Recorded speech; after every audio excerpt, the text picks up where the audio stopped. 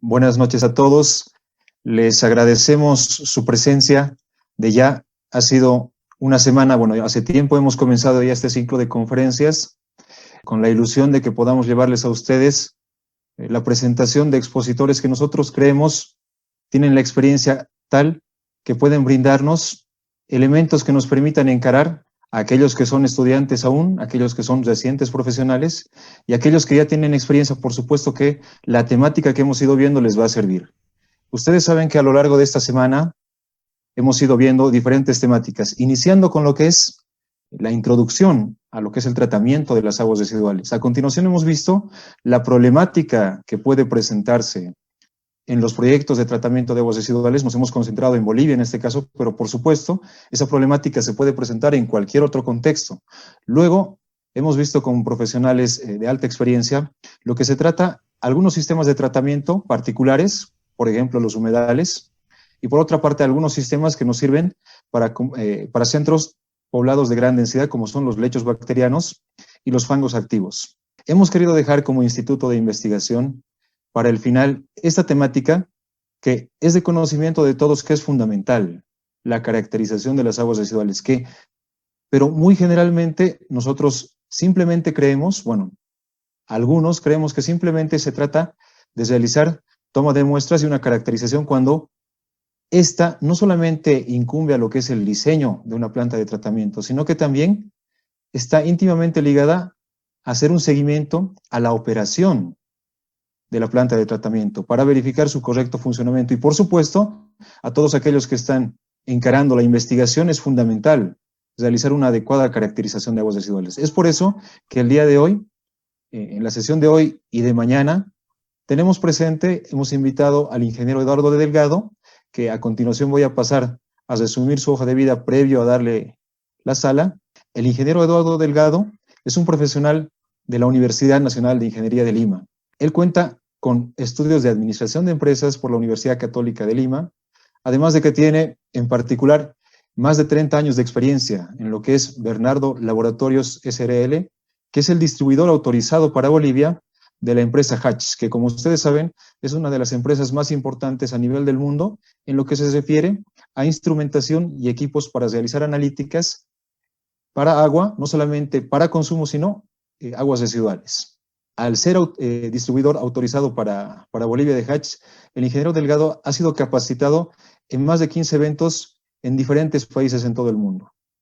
Él además anteriormente ha participado como director y consultor en el área de control, monitoreo y calidad de aguas naturales para consumo, industriales y por supuesto efluentes.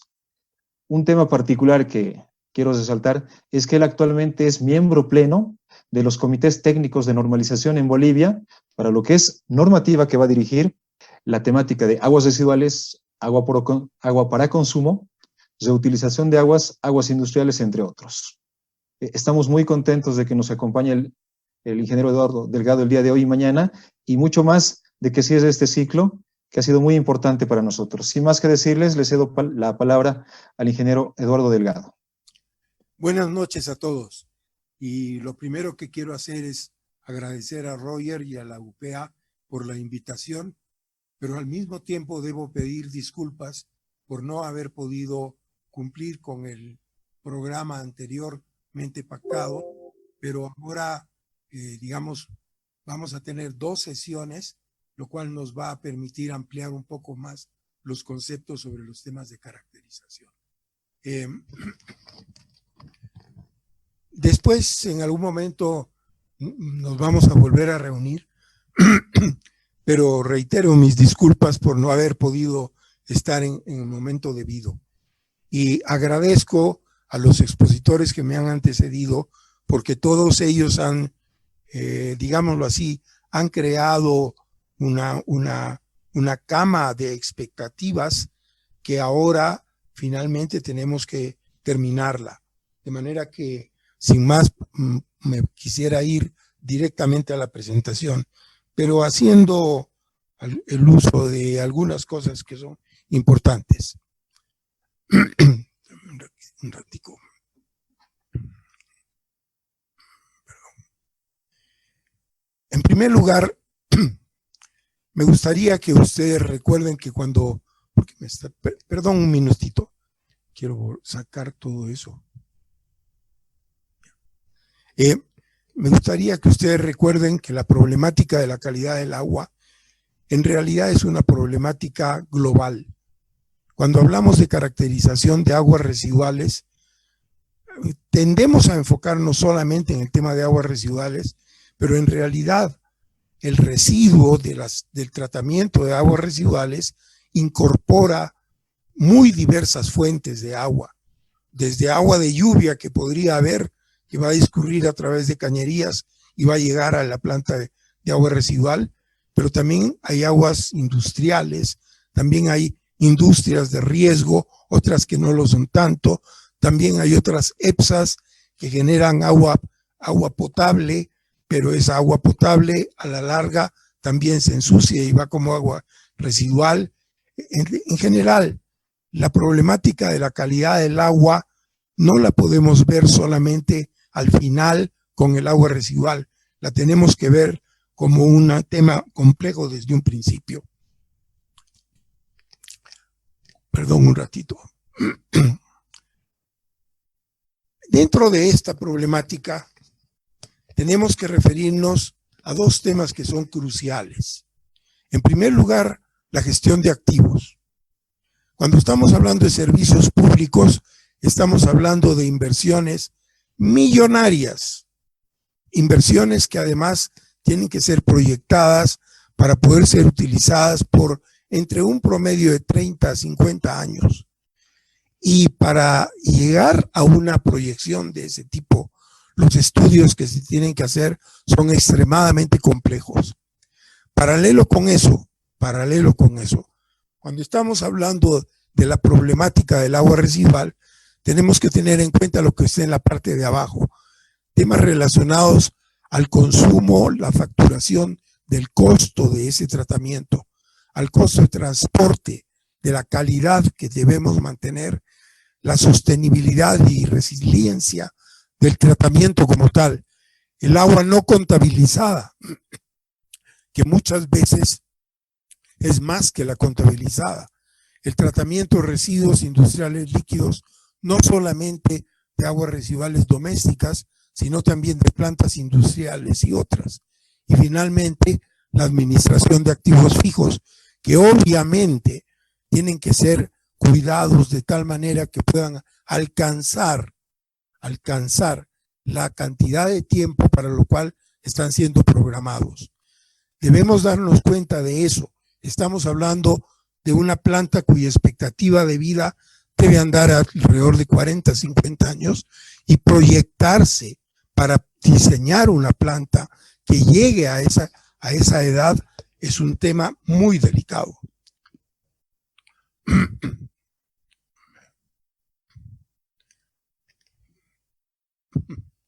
Me está jugando pasadas el teclado. Okay. Ingeniero, le quería pedir un favor, un poquito lo podría alejar el micrófono, estamos ahí teniendo algún choque, entonces un poco lo aleja el micrófono y perfecto, andamos, gracias. Ok, perfecto, ningún problema. Por el otro lado, quizás vale la pena que, espérenme un ratico. Esta. Vale la pena que tengamos en cuenta una cosa. Cuando estamos hablando de agua, estamos hablando de algo que va a cambiar sustancialmente. Perdón un ratito. ¿Qué pasó? Nos hemos saltado algo.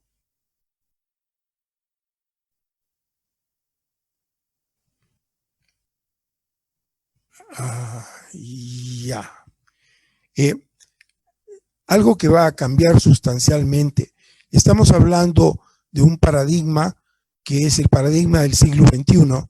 Estamos ahorita en el siglo XX y la verdad de la milanesa ya lo terminamos. Entonces ahora vamos para adelante.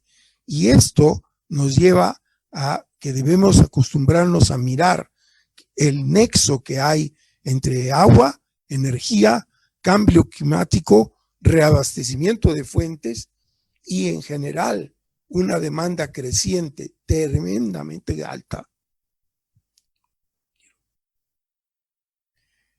El crecimiento poblacional que se está esperando es aumentar para el 2035 de 7,000 millones a 20,000 millones de personas que están siendo servidas con los servicios de agua potable y de agua residual. Ese crecimiento implica más que prácticamente triplicar la capacidad actual. La población va a triplicar y vamos a tener un problema de una cantidad de agua residual que es inmensamente grande. Hay un nexo, además, que conecta el agua con la energía, y eso implica que en el tratamiento del agua residual estamos teniendo que consumir energía cuyo costo va en crecimiento también. Y hablamos entonces que para el consumo de energía eléctrica habrá un incremento entre 50 a 150% en muchas regiones de regiones áridas de alto crecimiento en el mundo. Nosotros tenemos muchas de esas regiones áridas. Y paralelamente el cambio climático, que está de más explicarlo. En el cambio climático realmente tenemos unos problemas que son casi impensables. Me gustaría tomar unas frases de una presentación anterior de EPSAS, la empresa de aguas de La Paz. En esa presentación anterior, lo que se estaba diciendo era una cosa que me llama la atención. Según el LIBNET, que es una organización de fuera, de 1,400 empresas en el mundo, 36% tienen un nivel de agua no facturada que supere el 40%. Y según el Banco Mundial, en los países en desarrollo, de 900 empresas monitoreadas, el nivel de agua facturada promedia el 45%. Perdón, de agua no facturada promedia el 45%.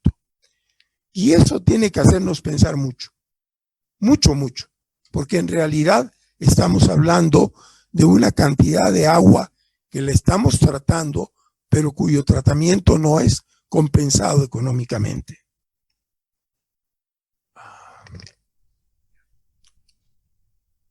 No sé qué quiero. No sé por qué no quiero. El tema se comentó en una reunión de capacitación que se organizó en el año 2018 por el MAIA y el SENASBA. Y ese tema va a guiar en gran medida nuestros próximos slides. Para hablar de caracterización, tenemos que hablar de procesos. En las plantas de tratamiento de agua residual, ustedes probablemente conocen mejor que yo cuáles son los procesos, pero es importante que lo veamos. ¿Por qué? Porque en primer lugar estamos hablando de que podría ser un proceso natural de tratamiento del agua residual, podría ser también que esa agua tuviera grasas, sólidos, materia orgánica, nutrientes, metales y compuestos varios, y finalmente que se pudiera trabajar para eliminar algunos contaminantes, y para ello requerimos procesos físico-químicos, procesos de sedimentación, separación de grasas, procesos microbiológicos y desinfección con cloro inclusive o con UV, que es el punto final del tratamiento. El tratamiento de aguas residuales lo podemos ver en este diagrama, partiendo de arriba, como que hay un afluente que llega a un clarificador primario, y después de ese clarificador parte se va como efluente, pero luego tenemos los lodos primarios. Esos lodos primarios, a su vez, luego van seguidos por procesos que pueden ser de aireación, de clarificación, para ir a un efluente, y en algunos casos, en tratamientos más complejos, se tiene procesos biológicos de desnitrificación que incluyen la remoción del fósforo y también la nitrificación, incluyen clarificadores en los cuales ya el agua que pasa el proceso de desnitrificación se lo clarifica, filtros que llevan el agua a volverla un agua más limpia para finalmente terminar con una cloración de esa agua residual, como se está sugiriendo ahora para el tema del COVID, pero también con una radiación ultravioleta para poder hacer que esa agua residual pueda ser eventualmente utilizada para otros usos. La regla general es, si no lo puedes medir, no lo puedes controlar. Si hablamos de caracterización, estamos hablando de resultados de medición. Y si no lo podemos medir adecuadamente, no lo podemos controlar. Y por lo tanto, la caracterización se vuelve una obligación por su seriedad. Y por eso me gustaría tomar un ratito para ver lo que tenemos en diferentes fases. Sistemas de recolección a la entrada de la planta, que muchos de ustedes o casi todos los deben conocer perfectamente, en los cuales el agua llega a la planta y se está sujeta a un pretratamiento físico.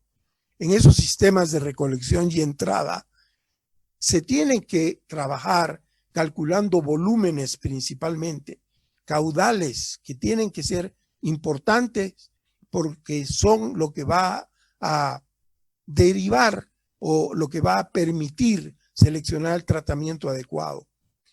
También hay que identificar contaminantes que podrían perjudicar el tratamiento biológico.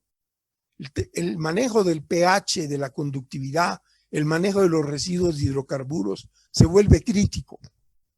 Y dentro del tratamiento siempre vamos a tener una carga orgánica que está entrando a la planta y esa carga orgánica es la que da lugar al manejo de la DBO, de la DQO y la TOC que vamos a ver después.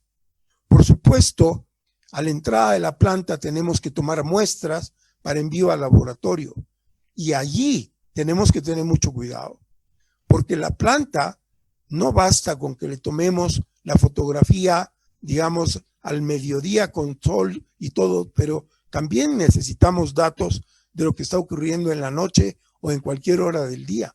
Por lo tanto, el muestreo del agua residual al empezar el tratamiento es crítico.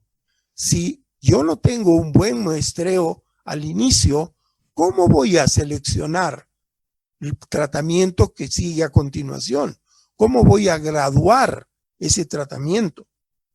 El análisis del agua residual debe empezar al momento de la recepción de dicha agua. Y eso es un tema de mucha importancia, porque nos va a permitir determinar parámetros contaminantes y tener una alerta temprana. Pongámonos a pensar en una cosa. Cuando hablamos de agua residual, ya hemos dicho, ahí estamos incorporando, amén de excedentes de agua de lluvia que se van a meter en las tuberías, también estamos incorporando aguas industriales. ¿Y qué pasa si dentro de esas aguas, esos residuos industriales, hay por ahí alguno que es dañino y que va a matar bacterias, por decir un ejemplo burdo? Matar bacterias y entonces matamos las bacterias que son las que hacen el tratamiento del agua residual. Por lo tanto, hay que tener muy claro el tema de qué cosas tenemos que medir al principio. Y al principio no se va a ver muy bien, pero las mediciones que se deben hacer es carbono orgánico total, nitrógeno total, fósforo total, demanda química de oxígeno, demanda bioquímica de oxígeno, DBO, carbono total, carbono inorgánico total y compuestos orgánicos volátiles. Esas mediciones no son mediciones fáciles. Algunas de ellas toman mucho tiempo, otras requieren equipos muy especializados, pero si no tenemos los parámetros de lo que entra a la planta, ¿cómo vamos a graduar su funcionamiento? Para algunas veces hablamos de sensores de absorción UV. para reemplazar el análisis de carbono orgánico total o el análisis de demanda química de oxígeno. Sí es posible encontrar correlaciones en ese sentido, es posible poder medir el carbono orgánico total, correlacionarlo con la DQO y eventualmente con la DBO. Sí es posible hacer eso con medidores UV. Los hay baratos, económicos, los hay muy caros. Un medidor automatizado de carbono orgánico total fácilmente podría exceder los $100,000. $100,000, un medidor.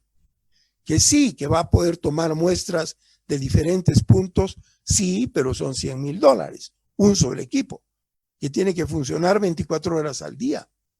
Pero, ¿por qué estoy haciendo énfasis en el costo? Porque no se trata del costo del medidor, sino el costo del análisis de los datos que tiene que haber después.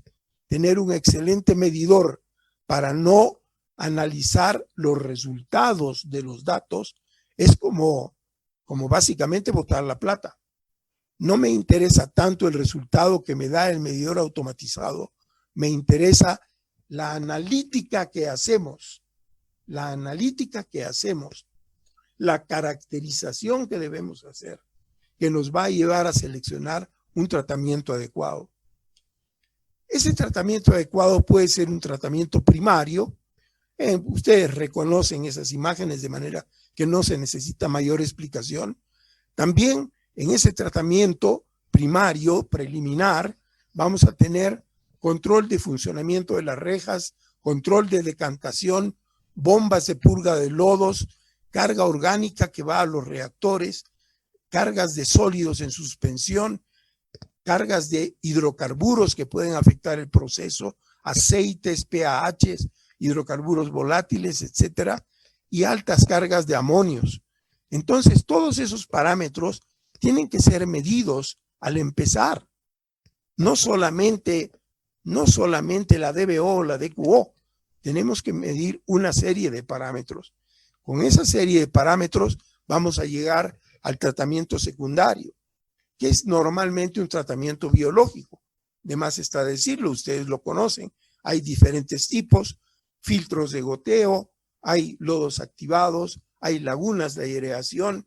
Todos ellos lo que están haciendo es una reducción de los contaminantes orgánicos, básicamente DBO, DQO y carbono orgánico total, TOC, pero también están haciendo una eliminación de nutrientes o reducción por lo menos de nutrientes que primordialmente se refieren al nitrógeno y al fósforo. Primordialmente, pero se podrían medir muchos más. Cuando hablamos de la eliminación de carbono, hablamos de DQO y de carbono orgánico total. Y aquí quiero que vayamos un poquito más despacio para que ustedes se den cuenta de la complejidad del tema. Estamos muy acostumbrados a hablar de la DBO, de la DQO, del TOC, no tanto, de carbono orgánico total, no tanto, es un concepto relativamente nuevo, pero DBO y DQO lo manejamos como si fuera lo más simple, y no es tal. El carbono orgánico con el oxígeno va a generar una serie de reacciones que tienen que ser estudiadas adecuadamente, tienen que ser analizadas y comprendidas adecuadamente, porque eso lo están haciendo bacterias. El procedimiento de la DBO, de bajar la demanda bioquímica de oxígeno, el procedimiento de medir el carbono orgánico total, es un procedimiento que está relacionado a la cantidad y la sanidad de las bacterias que están haciendo el tratamiento. En este caso, esas bacterias no las podemos tomar como enemigos. Todo lo contrario, son bacterias que las tenemos que proteger. Si no las protegemos, la planta va a sufrir. El tratamiento no va a ser suficiente. La eliminación de DBO y de DQO va a fallar. Y por eso tenemos que tener mucho cuidado con esa fase del tratamiento. Para poderlo entender mejor, permítanme mostrarle unos cuadritos. unos cuadritos que muestran cómo funciona este tema del carbono, especialmente el carbono orgánico, ¿ok? El carbono se va a dividir, y ustedes lo conocen, pero debo usar este gráfico para lo de después. Se va a dividir en carbono inorgánico, que comprende material particulado y material disuelto, dos tipos muy diferentes de carbono inorgánico, y paralelamente el carbono orgánico total, que va a haber una parte purgable y otra parte no purgable, y en la parte no purgable otra vez vamos a tener una parte particulada y otra parte disuelta. El carbono orgánico total es la suma, el carbono total es la suma del TOC, carbono orgánico total, y el carbono inorgánico total. Al decir eso, lo que tenemos que ver es, perdón un ratico, ya. Lo que tenemos que ver es que la DBO es lo más común. Es una técnica para medir el grado de contaminación. Normalmente esa prueba toma 5 días. Toma 5 días. Y a mí siempre me gusta dar un ejemplo.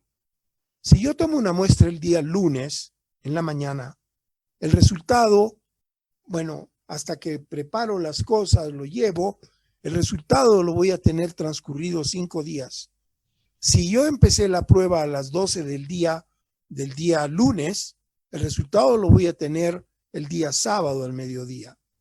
El día sábado, cuando yo digo, upa, esto está mal, no es que esté mal el sábado, está mal desde el lunes. Y estamos trabajando con un resultado que viene 5 días después, en el mejor de los casos, ¿ok? Y como viene 5 días después, ya tenemos un mal funcionamiento de la planta que tiene una historia de 5 días. Como hemos empezado el lunes, el día que encontramos la diferencia, queremos llamar a todo el mundo para avisarles, pero como estamos hablando de sábado y domingo, el resultado es que las noticias llegan a tomarse en serio el lunes. Y cuando hablamos de lunes, decimos, la planta está funcionando mal, hay que corregir. En realidad nos estamos olvidando de decir, la planta está funcionando mal desde el fin de semana anterior. Llevamos 7 días de retraso en dar una solución. Y por eso es que se utiliza también la prueba de demanda química de oxígeno, que es una prueba mucho más común, o sea, muy común, y esa prueba complementa la prueba de DBO. La demanda química de oxígeno tiene la ventaja de que con una oxidación de 2 horas ya está. Calentamos la muestra y la llevamos a una temperatura de 150 grados por ese tiempo de 2 horas, y después medimos y tenemos una medición que es totalmente diferente de la demanda bioquímica de oxígeno, pero que sí es correlacionable. Sí es correlacionable. Y en los últimos años se ha agregado a esos 2 parámetros la medición de carbono orgánico total. Esa medición es más global, es el carbono orgánico total. Y como es el carbono orgánico total, bueno, pues también lo podemos correlacionar, pero hay que mirar eso con cierto cuidado. Tenemos que explicarlo ahora. Aquí, esta es una tablita que me ha tomado algún tiempo desarrollarla porque hay que explicarla con cuidado. Aquí hay diferentes elementos. En la parte de abajo, en la parte izquierda, comenzamos con minerales oxidables, también hay carbohidratos, también hay materia orgánica biodegradable, también hay sustancias húmicas, también hay minerales que absorben el nitrógeno, ¿okay? Y en la parte de más arriba tenemos hidrocarburos alifáticos y aromáticos. ¿Y esto qué tiene que ver con la planta? Pues miren ustedes lo que tiene que ver. Cuando yo mido la DBO, estoy midiendo la materia orgánica biodegradable más los carbohidratos y una pequeña parte de minerales oxidables. Eso es lo que mide la DBO. Y cuando dice ahí DBO 5 es por los 5 días. A los 5 días voy a tener esa medición. Más allá de eso, cuando yo mido la DQO, la demanda química de oxígeno, el resultado lo tengo en 2 horas. Pero ¿por qué no lo puedo usar directamente? Porque la DQO, como está oxidando todo, justamente está oxidando también un saldo de minerales oxidables que se suman como carga y paralelamente con ello sustancias húmicas que no son aprovechadas por las bacterias, pero que sí son oxidadas por el proceso de la DQO. Y por lo tanto, nos damos cuenta que estamos teniendo una medida que es considerablemente mayor a lo que dice la DBO, pero la razón es que estamos incluyendo esa parte de minerales oxidables y las sustancias húmicas. La cosa no queda ahí. Vamos un poco más allá y hablamos de carbono orgánico total. El carbono orgánico total es un procedimiento especial y ese procedimiento especial sí va a medir los carbohidratos, sí va a medir la materia orgánica biodegradable, sí va a incorporar las sustancias húmicas y además va a estar midiendo hidrocarburos alifáticos y aromáticos. Por eso se llama carbono orgánico total. Ya no incluye los minerales oxidables que sí incluía la DQO y tampoco incluye otros minerales que se quedan fuera de la medición. Pero cuando medimos esto, en el carbono orgánico total, también estaríamos viendo, por ejemplo, el resultado, incorporando el resultado de la medición de residuos de diésel que podrían haber, no porque estemos produciendo diésel o hay un pozo de petróleo o algo, sino que sencillamente en todas partes hay lavaderos de vehículos y esos lavaderos de camiones son una fuente permanente de hidrocarburos que se van con el agua como producto del enjuague. Los camiones, los buses, los autos, todos ellos están produciendo eso. Vamos más allá. Cuando hablamos del carbono orgánico total, ese carbono orgánico total se va a dividir en 2. Perdón, un ratito. Tengo que retroceder esto. Retrocederme el medita.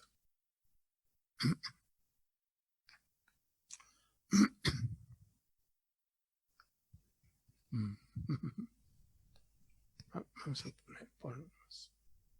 ¿Ok? Ahí. Ese carbono orgánico total va a incluir hidrocarburos alifáticos que son el famoso TPH. ¿Ok? Esos hidrocarburos alifáticos incluyen a 3 cosas: BTEX, por un lado, PAH, que son poliaromáticos, y CPAH, que son los poliaromáticos halogenados, pero que son cancerígenos, que están también en el agua residual. ¿Ok? Están también en el agua residual. Cuando vemos eso, entonces, tenemos que ir más allá y decir, ok, y ahora esto, ¿por qué me lo está contando el Eduardo? Porque terminamos con la medición de UV, la medición ultravioleta, para poder decir, ok, ahora con esa medición ultravioleta, yo lo que estoy midiendo son principalmente materia orgánica biodegradable, sustancias húmicas y minerales que absorben los nitrógenos, ¿ok? Minerales que absorben los nitrógenos. Todas estas mediciones están incorporadas dentro de lo que es la medición normal que vamos a tener de los residuales. Eso es lo que está sugerido en la normativa, es lo que se maneja en muchas partes del mundo. En nuestro caso, en la gran mayoría de los casos no llegamos ahí, pero vamos más allá. Cuando hablamos de la eliminación del nitrógeno, vamos a tener procesos aeróbicos con un altísimo consumo de energía. Esos procesos aeróbicos van a ser procesos que tienen que ser analizados en detalle, porque lo que estamos teniendo es eliminación de nitrógeno, que es justamente un abono que es importantísimo para que no se fomente la generación de una cierta flora dentro de las plantas como tales. Y finalmente, dentro de esto, vamos a tener algunos procesos anóxicos que no tienen aireación, que no consumen energía, pero que sí convierten el nitrógeno, la usan como fuente de oxígeno y se genera un proceso de nitrificación y desnitrificación. Esto de la aireación debe llevarnos a pensar que si medimos los temas de aireación, si controlamos los temas de aireación, podemos potencialmente ahorrar bastante plata en el ahorro de energía. ¿Ok? Esa demanda de oxígeno disuelto significa que yo tengo que inyectar aire al agua residual. Y esa inyección de aire la tengo que regular. No puede ser constante.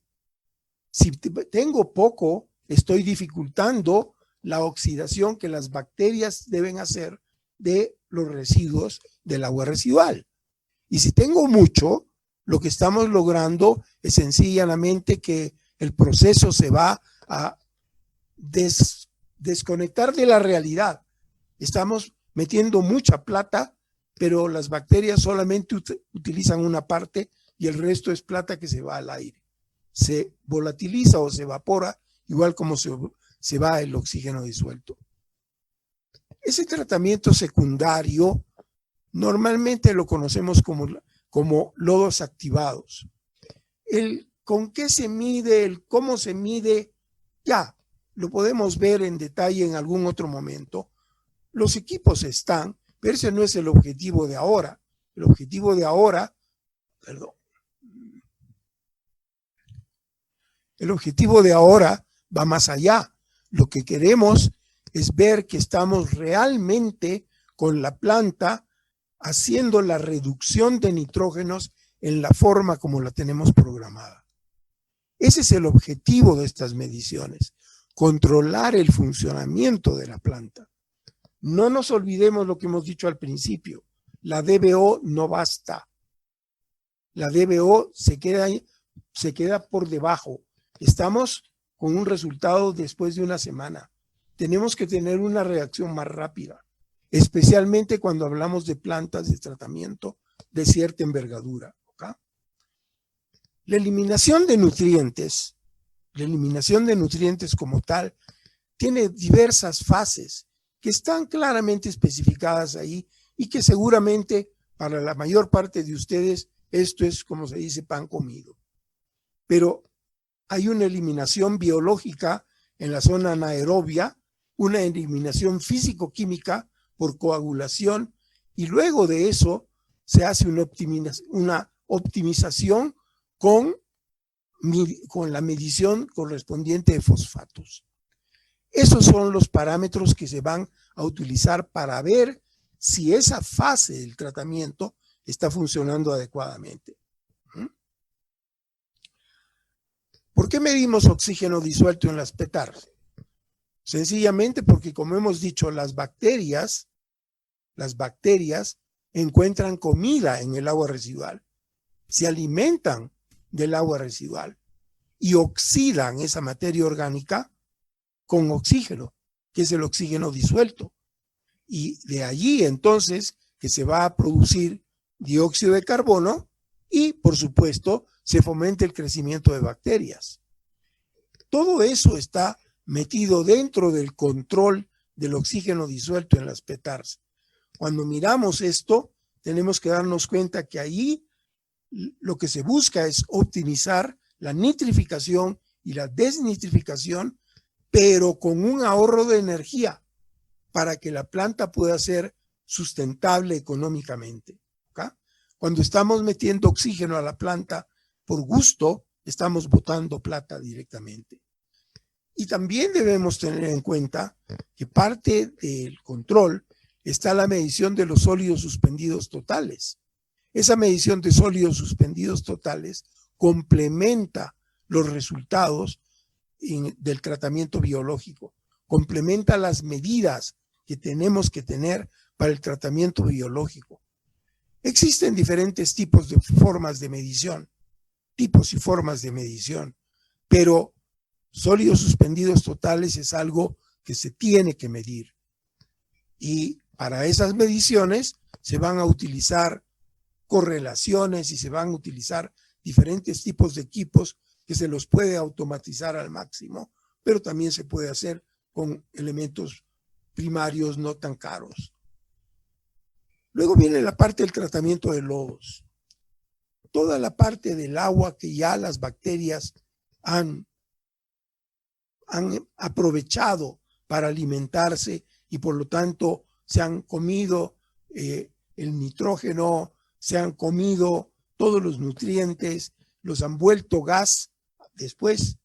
Eso va a llevar a que el tratamiento de lodos sea una parte, un otro tratamiento dentro de la planta como tal. Ese tratamiento va a permitir espesar los lodos, porque los lodos no los podemos botar así nomás. Los lodos los tenemos que tratar para poder manejarlos, para poder disponerlos, o, más importante aún, para poder aprovecharlos. Y lo podemos aprovechar. Los lodos tienen un contenido que podría ser un fertilizante increíblemente bueno. Eso ustedes lo saben muy bien, de manera que no quiero dar más explicaciones sobre eso.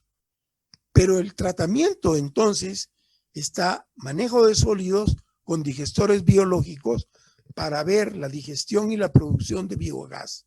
El gráfico ahí es bien claro.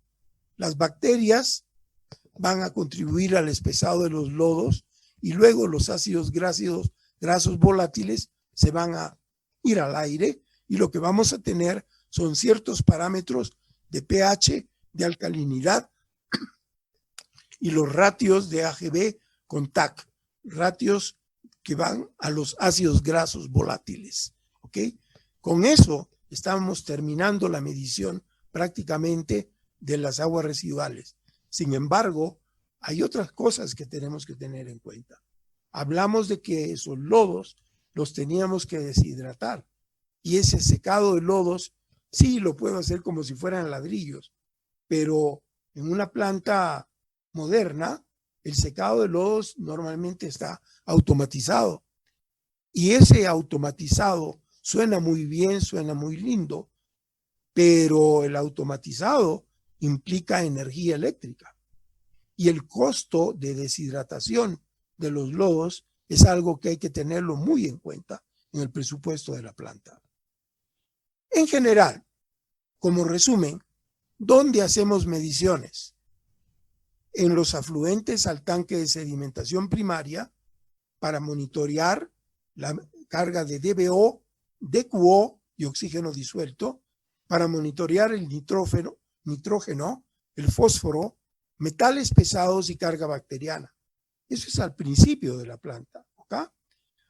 Más allá, un segundo paso, vamos a tratar de medir el influente al tanque de aireación para ver lo que está relacionado con la aireación justamente y optimizar la provisión de nutrientes DBO, DQO y oxígeno disuelto, como también el nitrógeno y el fósforo. Un poco más allá, vamos a hacer mediciones operacionales constantes del oxígeno disuelto. El oxígeno disuelto es un parámetro primordial en esta fase del tratamiento. Vamos un poco más allá todavía. A la salida del tanque de aireación, debemos monitorear la degradación del carbono, la nitrificación y desnitrificación y la remoción del fósforo, para estar seguros de que esa fase del tratamiento de la planta, esas primeras fases, están trabajando adecuadamente. Voy un poco más. A la salida de la planta, yo tengo que tener prácticamente un control total de lo que me está saliendo de la planta de tratamiento de agua residual, porque ¿Por qué? Porque eso está yendo a un cuerpo de agua receptor. Y en el cuerpo de agua receptor, la normativa indica que 50 metros a 100 metros más aguas abajo del punto de descarga, el agua del cuerpo receptor tiene que haber recuperado su calidad inicial. Es decir, el agua residual tratada tiene una sobrecarga de contaminantes que se van a diluir de alguna forma en la corriente al cual vierto la descarga. Y eso se va a medir 50, 100 metros más allá. Y eso me lleva a que también tengo que medir antes de la planta, 50 a 100 metros antes, porque es la única manera que yo tengo de defender mi posición como planta, a que me digan, ustedes son los que están contaminando el arroyo o el cuerpo de agua receptor, y que no seamos nosotros, sino que ya haya una contaminación preliminar. Por lo tanto, si bien eso no está dicho en la normativa, toda planta que se respete tiene que medir el oxígeno disuelto antes del punto de descarga, entre 50 y 100 metros antes. Y nos vamos a encontrar con algunas sorpresas, porque en muchos casos hay vertidos de aguas residuales que ni siquiera están contabilizados. Son vertidos de industrias que no están dentro de lo que se considera una industria regulada y por lo tanto botan, punto. ¿Cuántos casos tenemos de curtiembres que están tirando sus desechos al río? ¿Cuántos casos? Curtiembres, ojo, que están utilizando cromo, que es veneno puro, y que se está yendo al agua residual. ¿Ok? Cuando hacemos eso, tenemos que llevarnos a casa algunas ideas. Las relaciones de nutrientes no favorables y las concentraciones de sustancias individuales van a afectar y van a reducir la eficiencia del tratamiento del agua que estamos haciendo. El monitoreo debería ser continuo en general. Muchas veces no hay la plata para eso. Pero lo que se busca con el monitoreo continuo es tener una alerta temprana. Esa alerta temprana es crítica, porque si no, estamos tomando decisiones más o menos como querer hacer una operación cuando el paciente ya se murió. Estamos tarde, ¿ok? Más allá del cumplimiento de las regulaciones, todo eso va relacionado a eficiencia, y la eficiencia implica plata, implica transparencia y confiabilidad. Los resultados de las determinaciones pueden ayudar. Finalmente, tenemos que ver lo que está relacionado con el reuso de aguas. Y el reuso de aguas es crítico también. Ese reuso de aguas lo vamos a utilizar normalmente purificando las aguas de manera que puedan utilizarse para regadío. Si tomamos el ejemplo de La Paz, pongámoslo bonito, los choclos de Río Abajo son tan ricos porque son bien ricos, pero no cabe decir por qué, porque están recibiendo el agua residual de la ciudad de La Paz, que probablemente les da un saborcito especial, pero están siendo plantados y están siendo cultivados sin tener un mayor control sobre la sanidad del agua con el cual se está irrigando. La desinfección del agua residual, muchas personas las ven como un costo. Sí, como un costo, estoy convencido, es caro, especialmente en países en vías de desarrollo o no tan desarrollados como es el caso nuestro, pero el costo de eso se paga solito en cuanto vemos los resultados que se pueden lograr con una buena desinfección del UV, ¿ok? Por medio del UV, de la radiación ultravioleta. Y además tenemos que monitorear el contenido microbiológico, porque no nos olvidemos, el tratamiento del agua residual lo están haciendo bacterias. El querer decir que vamos a caracterizar la cantidad de bacterias y que vamos a decir qué bacterias son, está mucho más allá de lo que se necesita. No necesitamos eso. Necesitamos sí saber que no estamos perdiendo demasiadas bacterias que dejan de hacer el tratamiento donde lo tendrían que hacer, pero también que podría ser que hubieran casos de contaminación que va más allá de la contaminación de la planta y que hubieran bacterias patógenas que van a afectar la salubridad del agua de riego, para lo cual se está utilizando los residuos líquidos. ¿Okay? El problema ahí es que hay que medir de una forma diferente, porque no nos está interesando calificar cuáles son las bacterias que hay. Lo que nos está interesando es ver la carga global de bacterias que tenemos. Y para eso se utilizan mediciones con una técnica que ya no es nueva, se está utilizando en muchas partes del mundo y acá en Bolivia también, que es la técnica de ATP, en la medición de adenosina trifosfato, que me permite, por la vía de la medición de la energía que emiten las bacterias, una especie de brillo, me permite con un luminómetro, ya sea de mano o sea automatizado, me permite determinar la carga bacteriana global que hay en el agua residual tratada. ¿Okay? Eso me permite entonces tener un efluente final que vamos a analizarlo en el laboratorio y que vamos a llevarlo hacia un reuso. Y para eso yo tengo que cumplir una normativa de descargas que está claramente especificada, que en este momento está en plena revisión de la normativa de aguas residuales por parte del Comité de Aguas Residuales del IBNORCA, del cual orgullosamente lo digo, formamos parte, ¿ok? Formamos parte. Y cuando vemos que lo que se está tratando de medir, nos damos cuenta que estamos en los albores de un nuevo amanecer en Bolivia, porque lo que se va a tener que medir en los efluentes del agua residual tratada va a tener una complejidad tal vez mayor de la que nos imaginamos. Pero si queremos continuar como un país en desarrollo, tenemos que medir.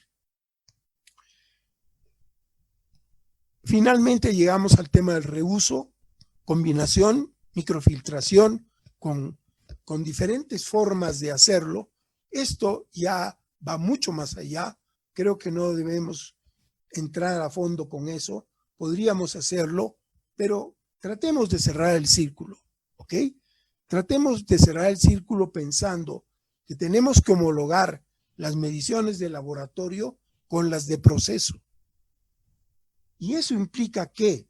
Implica que tenemos un circuito de medición, un circuito que deben cumplir los resultados. Por eso hablamos de caracterización. Recién entramos al fondo del tema de caracterización de las aguas residuales. Dentro de esto hay varios temas. Los tenemos que nombrar por lo menos, porque de eso es lo que se trata el tema que estamos viendo. Primero, ¿por qué tratamos el agua residual? Todos lo sabemos. Todos lo sabemos por qué tratamos el agua residual. No necesitamos medir mucho, ver nada más, ¿ok?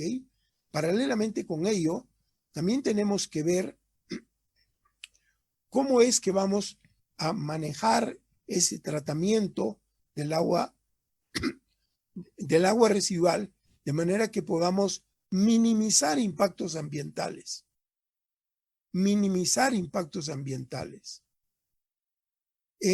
Me da pena tener que referirme siempre al río Choqueyapu como una muestra de lo que no debería hacerse. Pero no hay otra manera por el momento, ¿ok? Y eso es algo que lo tenemos que tener muy en cuenta, muy en cuenta. En resumen, también tenemos que hablar de criterios de calidad de agua, caracterización de las aguas residuales, recién caracterización de las aguas residuales, tenemos que ver fuentes, caudales, contaminantes, técnicas, parámetros, muestreos. Tenemos que tener dentro de esos criterios enfoques tradicionales para muchos de ellos, pero enfoques más modernos, porque tenemos que controlar la calidad del agua de acuerdo al uso que se le va a dar. Y eso es crítico. Ya no podemos quedarnos con un enfoque tradicional. Tenemos que relacionar todo esto a las descargas, estimar efectos de fuentes difusas como agua de lluvia, escorrentías de riegos, establecer objetivos para minimizar planes de gestión de cuencas, por ejemplo, centrarnos en la carga, no solo en las concentraciones de lo que hay, sino en cuánto es el global que estamos mandando, preocupación por los efectos que ya hemos hablado en el cuerpo de agua receptor.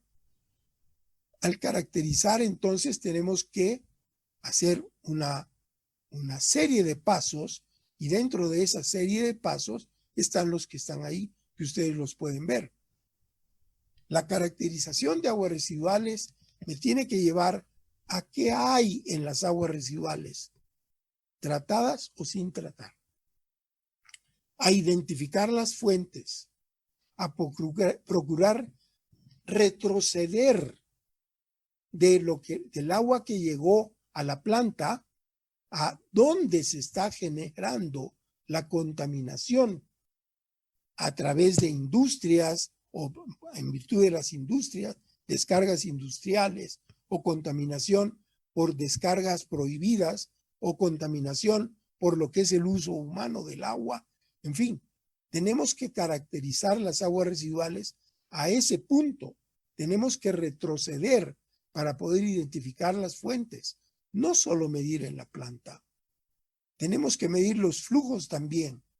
Tenemos que definir los flujos, porque estamos hablando de que hay horas en las cuales tenemos flujos picos y otros que no. Pero no solamente se trata de las horas. Se trata que, por ejemplo, el consumo de agua cambia radicalmente de lo que es el invierno a lo que es el verano.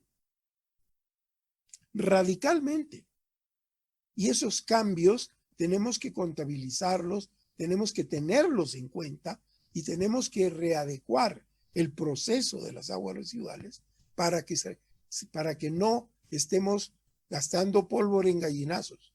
Tenemos que reducir o ampliar el tratamiento de acuerdo a la época, de acuerdo a la temporada, de acuerdo a los tipos de contaminantes también, porque los tipos de contaminantes son muy variables, muy variables.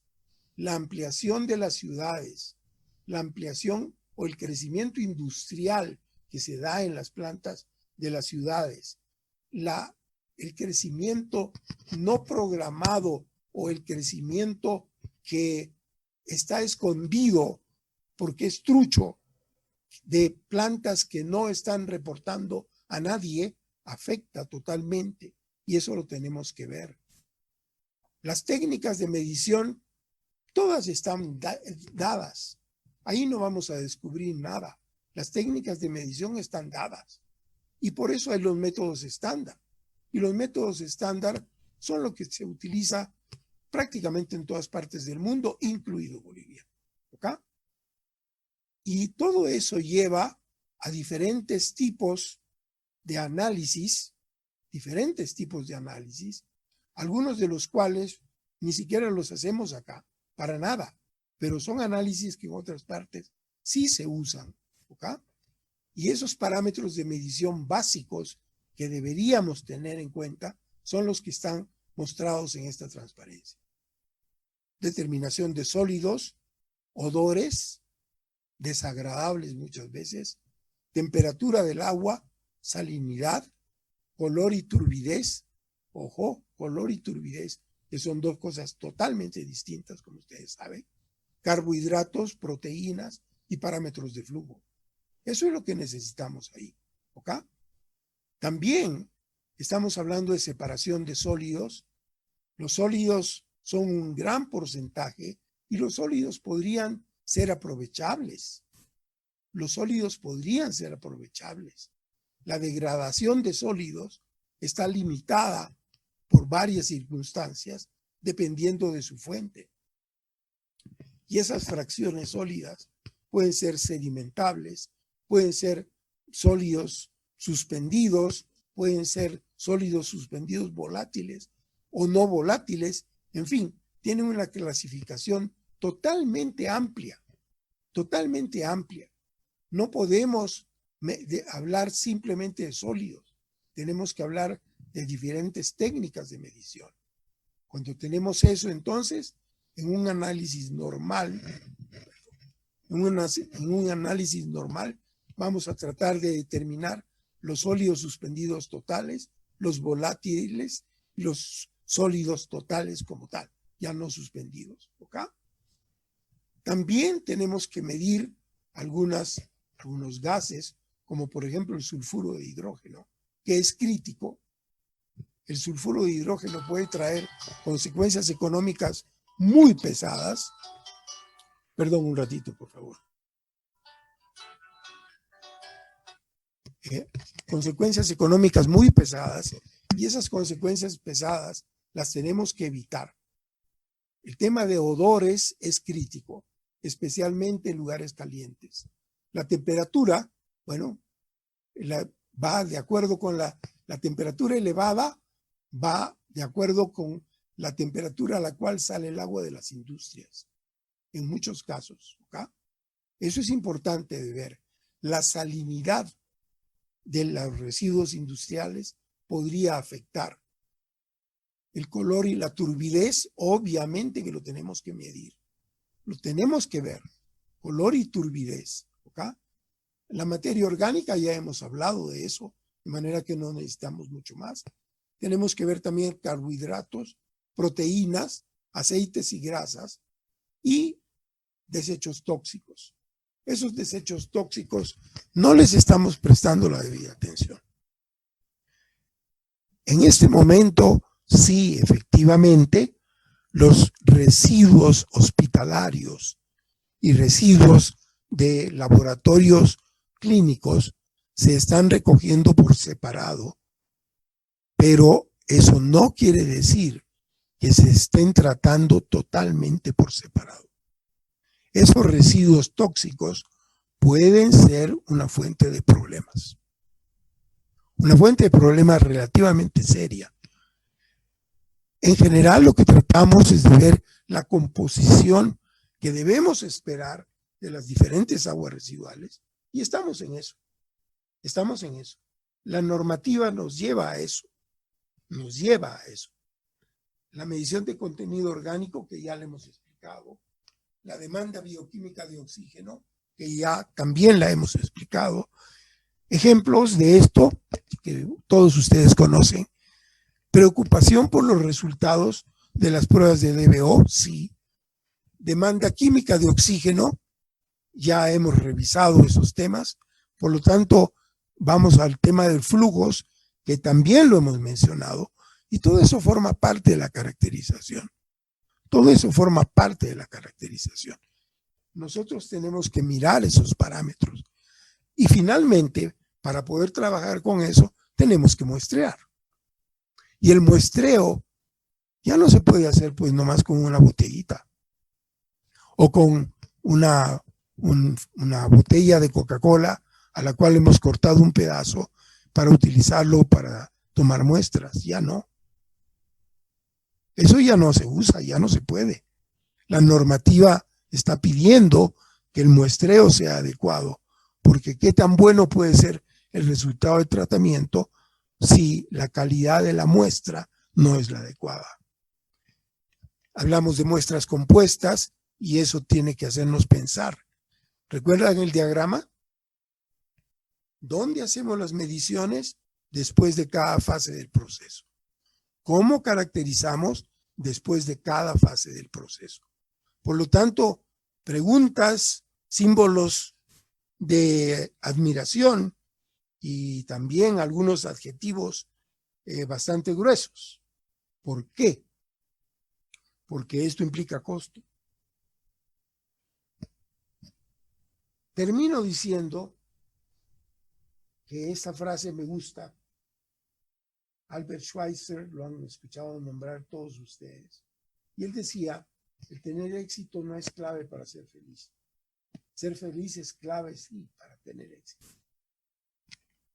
Enfoquemos este tema con esa filosofía y vamos a tener resultados adecuados.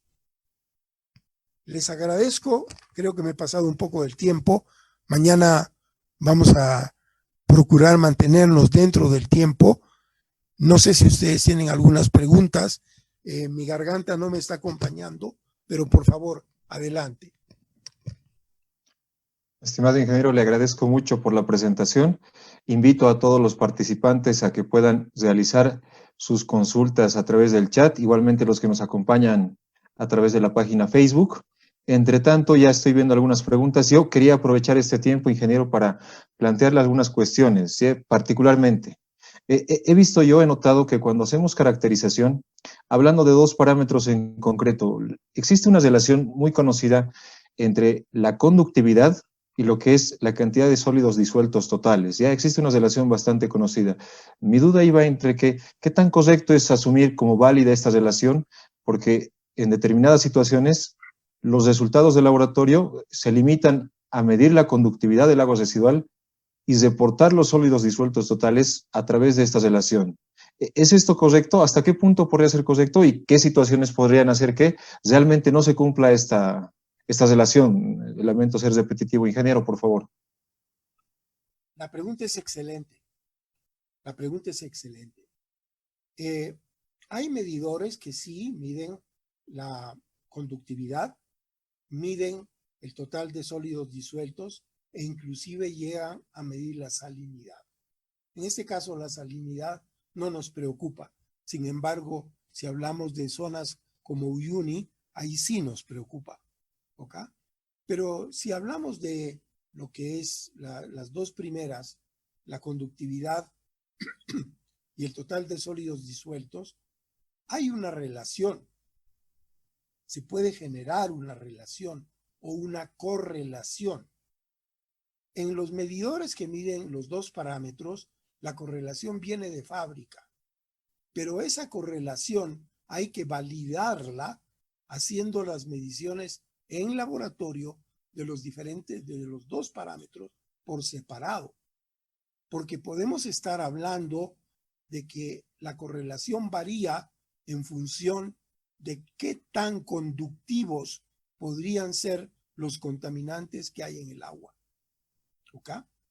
Esa relación conductividad, sólidos disueltos puede variar, puede cambiar y es necesario verificar eso haciendo mediciones individuales ya en el laboratorio para verificar que estamos teniendo una correlación adecuada. También hay que darse cuenta que eventualmente la temperatura va a afectar. Y la temperatura va a afectar especialmente en algunos lugares, como es el Alto, donde las diferencias de temperatura entre el mediodía y la medianoche pueden tener una variación tan alta que puede destrozar cualquier correlación. No sé si la respuesta es adecuada. Gracias, ingeniero. No, sí, se comprende. Mire, ya están llegando varias preguntas. Entre tanto, siguen llegando las preguntas y las centralizamos. Voy a aprovechar otra vez para hacer una consulta mía. Ingeniero, en nuestro medio, en Bolivia en particular, el seguimiento que se hace, la fiscalización, si vale el término, a las plantas de tratamiento, un poco se limita a realizar caracterizaciones para ver o para verificar la eficiencia de las plantas, pero de manera temporal, puntual prácticamente. Cuando está rigiendo en el mundo, yo entiendo que esta caracterización, esta verificación de los parámetros al inicio y al final de la planta, si se quiere, es de manera continua, ¿ya? Para esto yo entiendo que ya existe equipo que puede medir los parámetros de las aguas residuales, caracterizar las aguas de manera continua, en línea. Quería saber ¿Qué parámetros es posible en este momento que nosotros podamos realizar su medición de forma continua? Voy a fraccionar la respuesta en dos partes, ¿ya? Efectivamente, lo que acabas de decir es muy claro. La ley está hablando de caracterizar las aguas residuales y establece que por lo menos se tiene que hacer una medición por año, ojo, y en esa medición tenemos que estar determinando estos parámetros que nos van a dar la idea de cómo está viniendo el agua. Sin embargo, esas mediciones en las aguas residuales no pueden ser una vez por año. Miren que la diferencia entre primavera, verano, otoño e invierno es radicalmente distinta cuando estamos hablando según las zonas.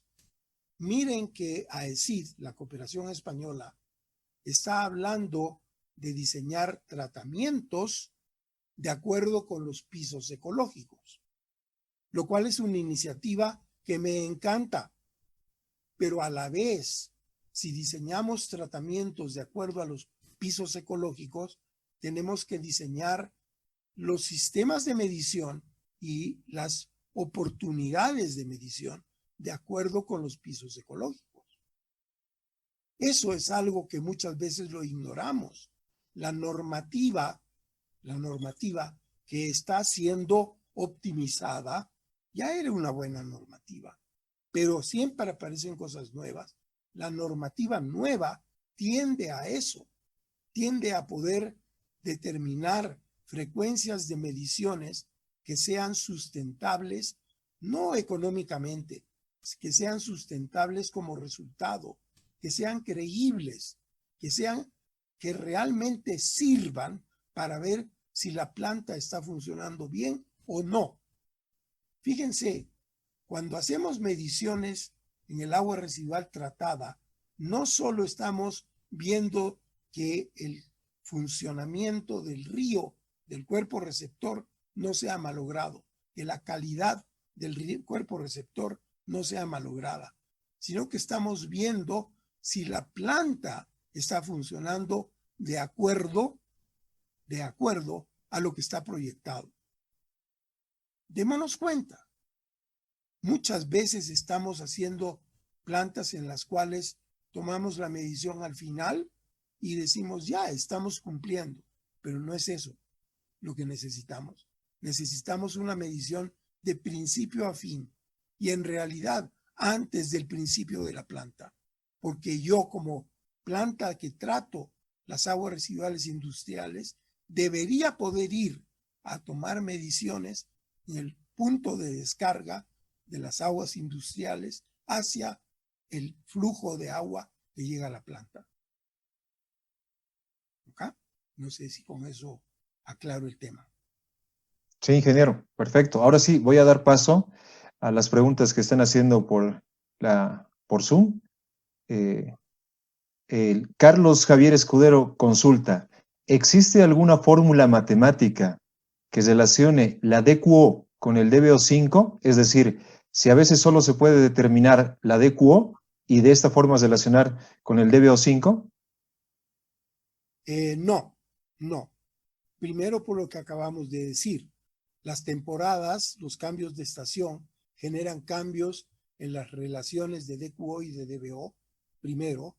Pero segundo también porque yo puedo hacer una correlación temporal, parcial, porque las poblaciones van creciendo, porque las cargas del agua residual en general van cambiando también, por toda esa serie de causas.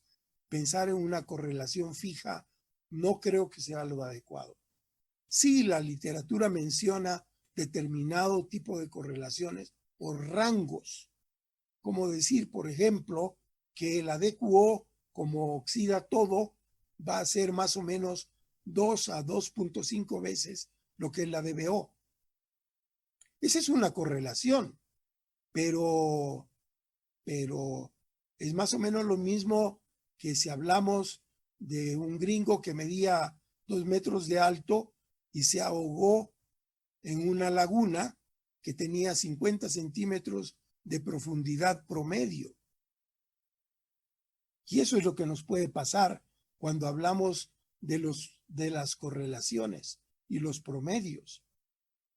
Tenemos que tratar de especificar más y mejor esas mediciones.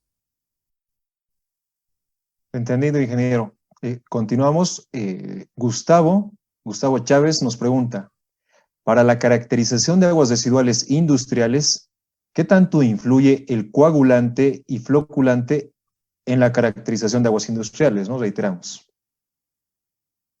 Bueno, en realidad el coagulante y el floculante es lo que nosotros más bien tenemos que adicionar al agua. O sea, nosotros ayudamos al proceso agregando coagulantes y agregando floculantes. La formación de flóculos es toda una ciencia.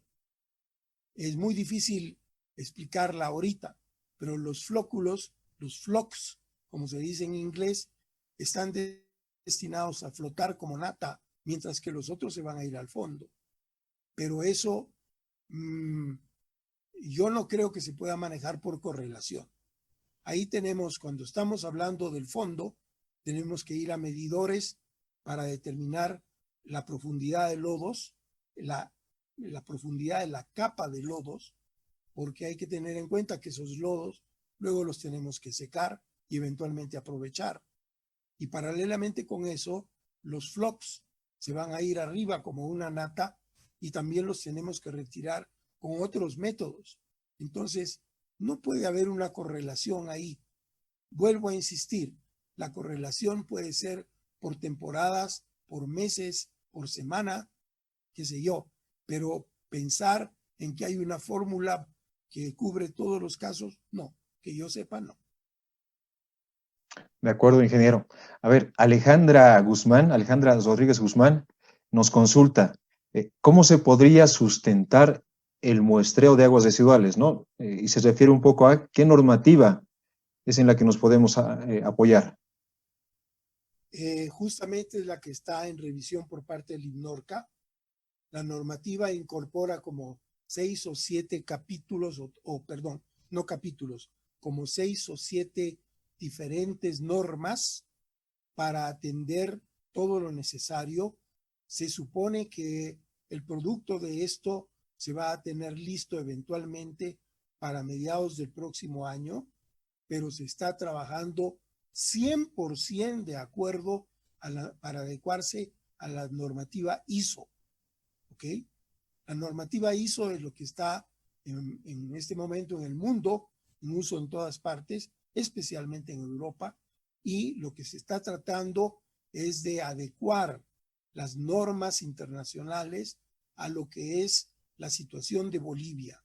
En algunos casos, esa normativa se está tomando tal cual, en otros casos se están haciendo modificaciones.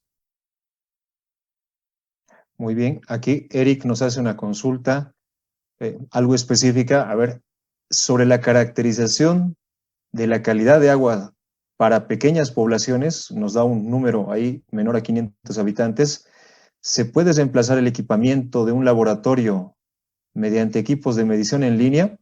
Bueno, ahí imagino que el tema económico también es fundamental, ingeniero. Absolutamente. Bueno, la medición en línea, permítame darles un ejemplo, ¿ya? Un medidor de pH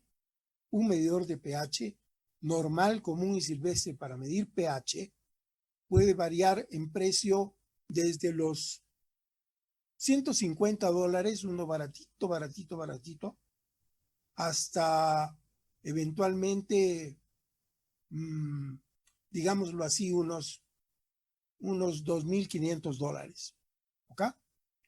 Si hablamos de un medidor de pH en proceso, podemos empezar con unos $8,000 y terminar en unos 20. pH. De manera que no, la medición en proceso es en nuestro medio todavía es un lujo. ¿Que es necesaria? Sí, es necesaria, pero que muchas veces no tenemos los recursos para manejarlo. Sí, no tenemos los recursos. Y aquí viene un tema que se cruza con todo: tarifas.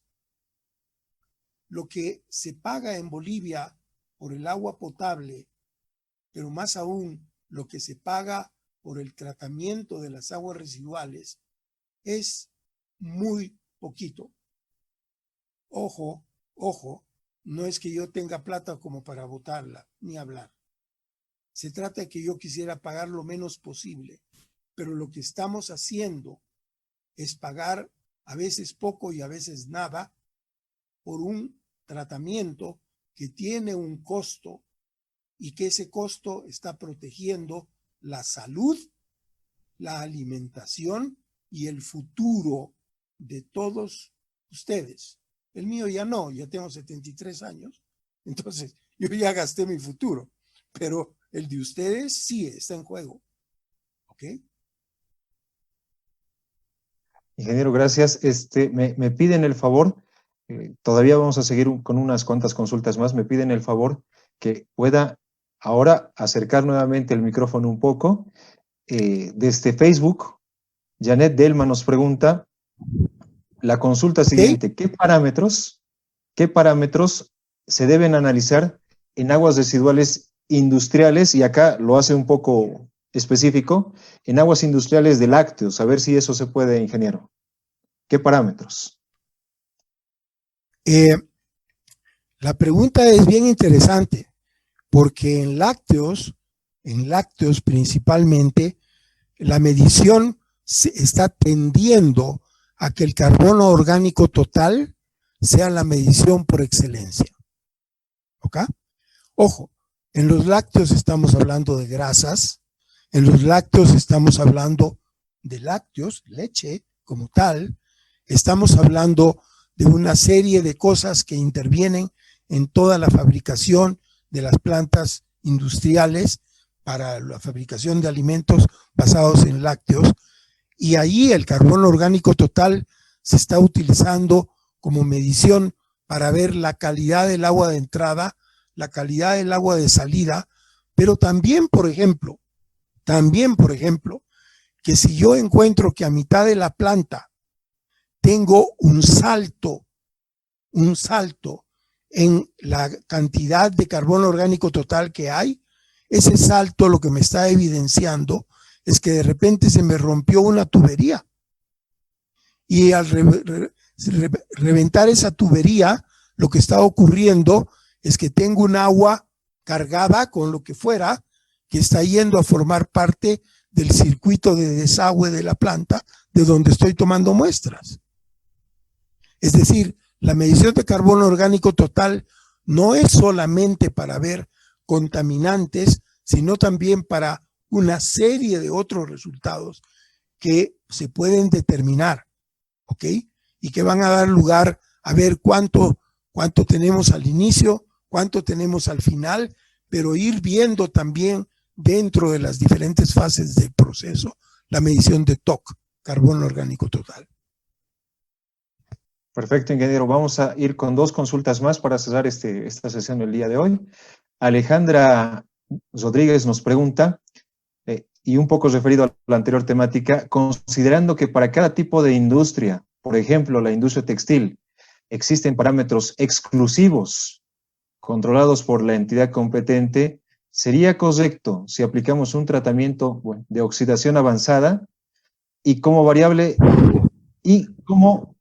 de respuesta solo tomo en cuenta al DQO? No. Quizás necesitamos explicar un poquito más. La oxidación avanzada es un tratamiento específico muy caro, y que se va a utilizar en algunos casos para romper contaminantes. ¿Ok?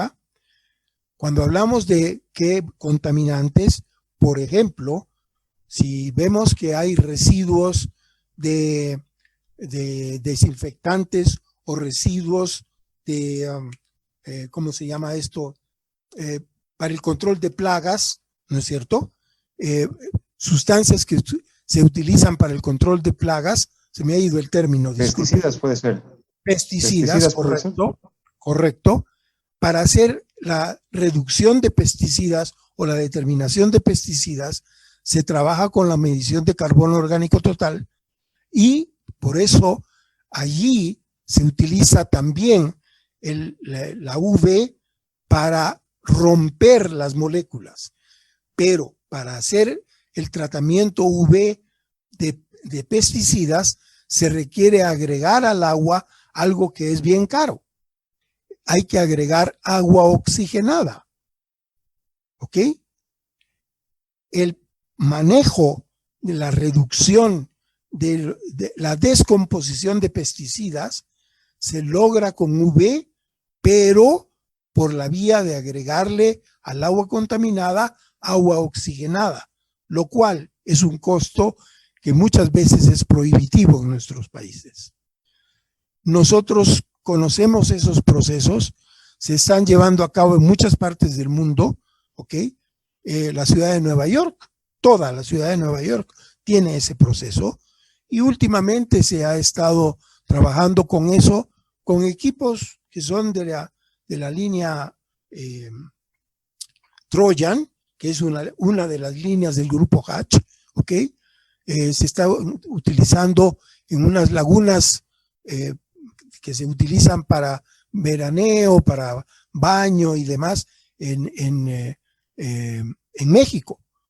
Y en esas lagunas, las aguas residuales están siendo tratadas para que cuando lleguen como descarga al lago, no malogren el lago y que se elimine los eventuales contaminantes del tipo que estamos hablando antes de llegar a la laguna. ¿Okay? En esa laguna va gente a nadar, va gente a pescar, se utiliza como balneario. ¿Okay? Entonces hay que protegerla muy bien. Y ya hay 4 o 5 instalaciones de ese tipo en México. De acuerdo, ingeniero. Ahora sí vamos a ir con la última pregunta. Esta es una pregunta, diremos, local. Mauricio nos consulta sobre la ciudad de Oruro. Antes para todos, la ciudad de Oruro, una ciudad de Bolivia que está en la región del altiplano, en altura, ¿ya? Nos consulta. En la ciudad de Oruro tenemos la planta de tratamiento con lagunas de estabilización. La carga orgánica en invierno no se trata porque básicamente se llega, indica temperaturas del orden de menos 12 grados, bastante frío. Mi pregunta es, ¿las lagunas de estabilización en el altiplano, según su criterio, son recomendables? Siempre y cuando se ayuden, ¿ok? Siempre y cuando se ayuden. Obviamente, la ayuda sería tratar de compensar un poco la baja temperatura haciendo un calentado de esa agua. O, en lugar de hacer lagunaje, utilizar plantas de tratamiento comprimidas que se las va a enterrar en el suelo, como ya hay en algunos lugares, ¿ok? Y esas plantas de tratamiento comprimidas, como están no al aire libre, sino dentro del suelo, siempre se va a mantener un poco más el calor. Pero ese es un costo bastante elevado. De acuerdo, ingeniero. A todos los que han hecho alguna consulta más, les pedimos el favor de que las guarden para mañana. La sesión que hemos tenido el día de hoy con el ingeniero Eduardo Delgado, la vamos a continuar el día de mañana y mañana básicamente estaríamos cerrando este ciclo de conferencias. Los invitamos a participar nuevamente a la misma hora, 18:30 hora de Bolivia. Me despido del ingeniero Eduardo Delgado agradeciendo su participación, pero insisto, el día de mañana continuamos. Gracias, ingeniero, por su participación. Gracias a todos ustedes, ha sido un placer. Nos vemos mañana. Hasta mañana a todos.